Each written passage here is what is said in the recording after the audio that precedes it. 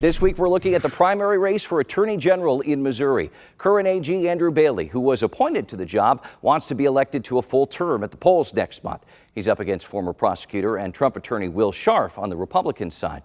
On the day he took office early last year, Bailey touted himself as a constitutional conservative, devoted to following the law, and told reporters that was his plan as AG.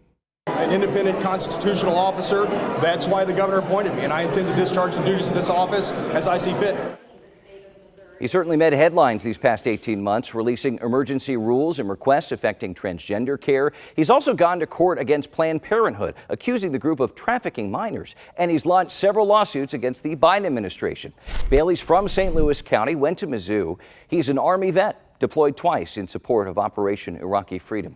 Before becoming AG, he worked as a prosecutor and has served several legal roles in state government, including time with the Department of Corrections and the governor's office.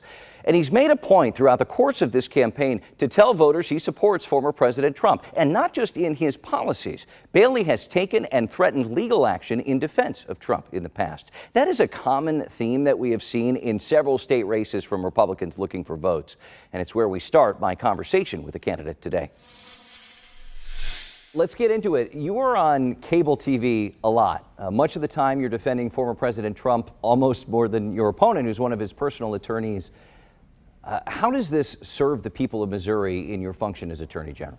Well, the lawfare against President Trump is injecting poison into our democratic process, and Missourians have a right to participate in a national election on equal footing with other states. And when you've got a rogue prosecutor and collusive judiciary in the state of New York who are taking a presidential candidate off the campaign trail and silencing him through an illicit gag order, that harms Missourians' rights to have access to and hear from a presidential candidate. The First Amendment protects not only a speaker's right to say, but listeners' rights to hear. And Missourians have the right during the heat of a campaign to hear from a national presidential candidate. You have threatened to sue the state of New York. You talk about this gag order on the former president. What does that have to do with day-to-day life in Missouri? We know the former president is still allowed to campaign and debate. He just can't talk about witnesses, jurors, and other people connected to that case in New York.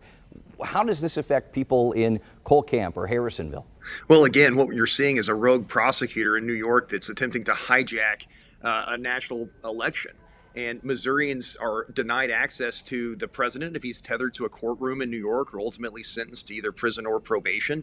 It's injecting confusion into the electoral process. Yes, Missourians can hear from President Trump, but not on the full range of issues. His core political speech is still being violated by the gag order. And again, that harms Missourians because they can't hear from the president on those specific issues.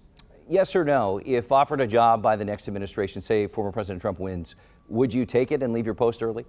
Yeah, that's too vague of a hypothetical to answer. I want to be able to serve the people of the state of Missouri in the best way possible and to be able to be around my family and raise my children. And so right now I'm myopically focused on being the Attorney General. All right, leaving your options open. I got you.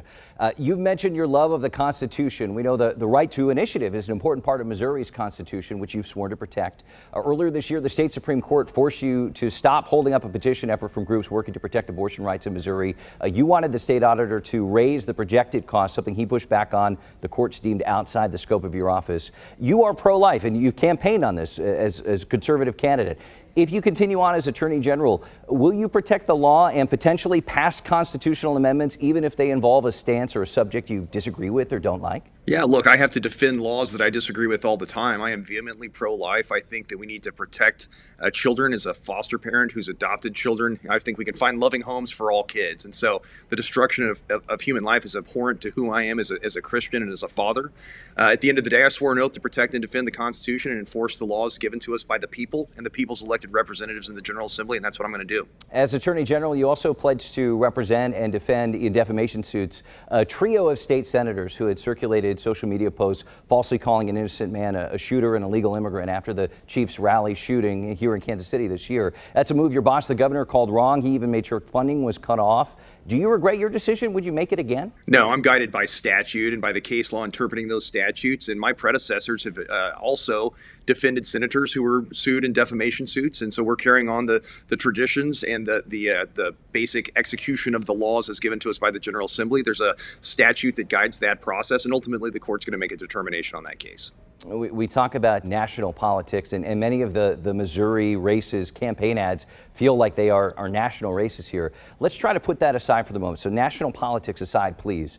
What is the single biggest issue facing Missourians here at home inside our borders? Well, I think crime is an enormous issue that's impacting all Missouri communities in a negative way. And I'm proud of the work that I've done, not only to remove a prosecutor in St. Louis who was refusing to enforce the law, had a 96% non-prosecution rate. It had caused more than 500 businesses to leave downtown St. Louis, but going circuit by circuit to meet with elected prosecutors, sheriffs, and police chiefs, that's resulted in a 133% increase in trial court level criminal prosecution from my office statewide. So I'm really proud of the work that I'm doing to lead the efforts to fight back against violent crime, enforce the rule of law, hold wrongdoers accountable, and find justice for victims. How do you plan to convince the people that you're charged with serving in Missouri from all walks of life, right, and political parties, that you have their best interests at heart when all they're seeing are conservative releases or talk about the Trump prosecutions and, suits against the Biden administration and the like? How do you bring people together as Attorney General? Well, I think it's doing the good blocking and tackling, the work assigned to the Missouri Attorney General's office in statute by the people's elected representatives in the General Assembly, that good consumer protection work we've done. We've got a robust civil defense practice as well, where we've defended the state agencies and obtained 7 complete defense verdicts in a 15-month period.